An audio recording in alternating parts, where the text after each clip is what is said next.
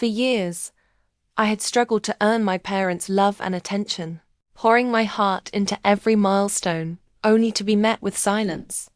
But when I rolled up in a $135,000 Porsche, suddenly I wasn't invisible anymore. It wasn't my wedding that got their attention. It was the price tag that finally made them remember I existed. Asterisk. Hey everyone. Welcome back to the channel. If you're new here, don't forget to hit that subscribe button and turn on the notification bell so you never miss an incredible story like this one. I had always been the kind of person who sought approval from my family. Growing up, I was taught that the foundation of everything was family support, love, and shared experiences. It was ingrained in me to seek validation from those closest to me, and for a long time it was my parents whose approval I craved the most. So, when the day came that I got engaged, I expected nothing less than their excitement, joy, and unreserved support. But as the months leading up to the wedding flew by, something changed. I had noticed the subtle shift long before the actual day. My parents weren't responding the way I thought they would. At first, it was small things: unreturned calls, ignored messages, vague responses. But as the wedding drew closer, their absence became more pronounced. The excitement that I thought would envelop me from the moment I got engaged slowly turned into a quiet dread. I remember the first time I tried to talk to my mother about it. "Mum, I'd really love for you to be there. It's going to be a huge moment in my life and I want to share it with you," I had said, a quiet plea in my voice. But instead of the loving response I expected, she simply said, "We'll see." And that was it. No more words about it. It was as if the event didn't matter to her at all. I shrugged it off at first. I convinced myself that maybe they were busy or dealing with something personal. But as the date of the wedding grew nearer, I began to feel the hurt creeping in. I couldn't understand why they weren't involved. Why was my most important day in my life so easily dismissed? Then came the day I called my father. I had hoped, at the very least, he'd be excited. After all, he had always been the one to tell me how proud he was of me, how he couldn't wait to walk me down the aisle. But the phone call was anything but encouraging. He sounded distracted and distant, his tone almost disinterested. "You'll be fine. Weddings are expensive anyway. Don't go crazy with it," he muttered. I tried to keep the conversation going, but it felt like talking to a stranger. His words were cold, detached. I couldn't understand it. As the wedding day arrived, there was an emptiness in me that I couldn't quite shake off. There I was, in my bridal dress, preparing to marry the love of my life, and yet something was missing. The absence of my parents' presence hung over me like a dark cloud. I tried to focus on the joy of the moment, but their silence was deafening. My friends and extended family were there, of course, offering their support, but I still felt a hole where my parents should have been.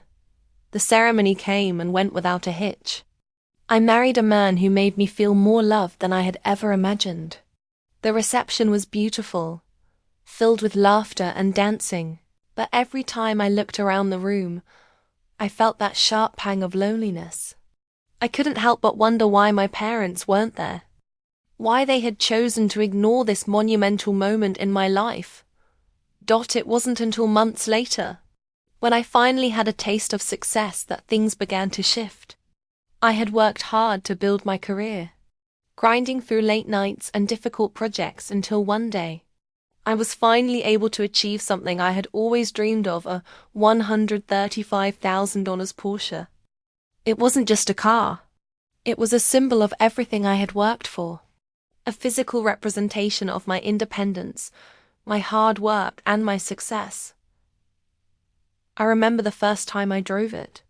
The engine purred as I pulled out of the dealership, the leather seats gleaming under the sunlight. It felt like a victory lap after years of pushing myself to the limit. But what made the experience even more surreal was when I first showed my parents. It was a casual meeting, Nothing fancy. I was dropping by their house to visit, and when I pulled into the driveway in my new car, I saw their faces change in an instant. Their eyes widened, and I could see the wheels turning in their heads. It was almost as if they hadn't seen me in years, like something had finally clicked for them. "Is that your car?" my mother asked, her voice slightly shaky. "Yeah, it is," I replied, a sense of pride swelling in my chest. My father, usually the more reserved of the two, walked closer to the car, inspecting it with a look that bordered on awe. He ran his fingers over the sleek body, a smile slowly creeping across his face. "Well, it's certainly impressive," he muttered, the words laced with a newfound respect. The shift was almost palpable. All of a sudden, they remembered that I existed. I wasn't just their daughter anymore. I was someone who had accomplished something significant. The long months of silence was suddenly forgotten, erased in the face of material success. I didn't know whether to feel elated or disappointed. Here I was, standing in front of my parents, and the only thing that had finally gotten their attention was the car I was driving. The realization hit me like a ton of bricks. It wasn't love or family that mattered to them. It was status. Success and outward symbols of wealth. They hadn't been interested in my wedding, my dreams, or my aspirations. But the moment I had something they could brag about, something that fit their image of success, they were back. Eager to claim me as their own, they showered me with praise, fawning over the car as if it was the greatest achievement of my life. They didn't ask about my marriage, how I was feeling, or what I had been up to in the months since. No, instead, they wanted to talk about the car, the brand, the price tag.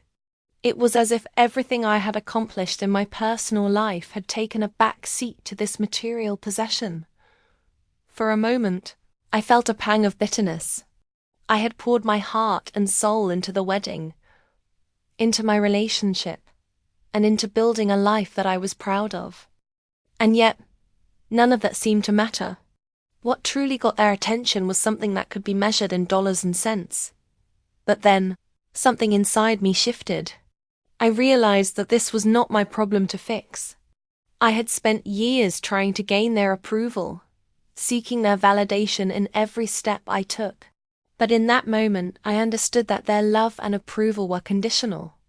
They loved me as long as I could provide them with something that elevated their status. It was a painful realization, but one that I needed to come to terms with. I had been looking for love and acceptance in the wrong place. It wasn't in the approval of my parents that I needed to find my worth. It was in myself. I didn't need to chase their validation anymore. I had built a life on my own, one that I was proud of. And that was enough. Over time, the relationship with my parents became strained, not because of the Porsche, but because of the realization that their love was transactional. I started to see them differently, and while it was painful, it also freed me from the need to constantly seek their approval. In the end, the Porsche wasn't just a symbol of my financial success. It was a catalyst for my personal growth.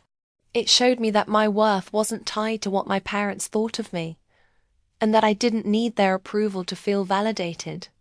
I had built my own path, and I didn't need their permission to walk it.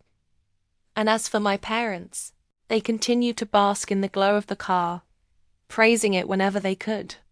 But I knew the truth. I had everything I needed within myself, and that was more valuable than any material possession.